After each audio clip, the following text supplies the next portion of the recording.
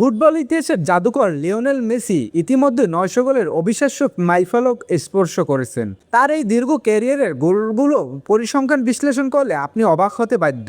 আজ আমরা জানবো মেসি তার এই জাদুকরী গোলগুলো শরীরের কোন অংশ দিয়ে কতটি গোল করেছেন। মেসির প্রধান অস্ত্র হলো তার সেই ঈশ্বরদত্ত বাম পা। বিবক্সের বাইরে থেকে বাঁকানো শট হোক বা গোলকিপারের ড্রিবল হয়ে গোল, সবই যেন তার বাম পায়ের হাতের মোয়া। তার করা মোট গোলের মধ্যে সিংহভাগই অর্থাৎ ৭৫৬টি গোলই এসেছে এই জাদুকরীর বাম পা থেকে, যা ফুটবল বিশ্বের এক অনন্য রেকর্ড। তবে যারা ভাবেন মেসি শুধু বাম পাই সেরা, তাদের জন্য চমক হলো তার ডান পা। ডান পায়েও তিনি অত্যন্ত কার্যকরী এবং এই পা দিয়ে গোল করেছেন ১১১টি। আর উচ্চতা খাটো হলেও মেসির হেডিং টাইমিং এতটাই নিখুঁত যে হেডের মাধ্যমে তিনি জালে বল পাঠিয়েছেন ৩০টি বার। ২০০৯ সালে চ্যাম্পিয়ন্স লিগের ফাইনালে ম্যানচেস্টার ইউনাইটেডের বিপক্ষে সেই উড়ন্ত হেডটি এখনো ভক্তদের চোখে লেগে আছে।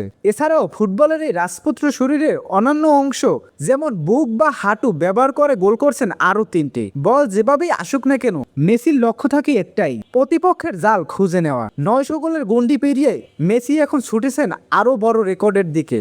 আপনার প্রিয় ফুটবলারের এই রেকর্ডের মধ্যে কোন গোলটি আপনার সবচেয়ে পছন্দের? কমেন্টে আমাদের জানান।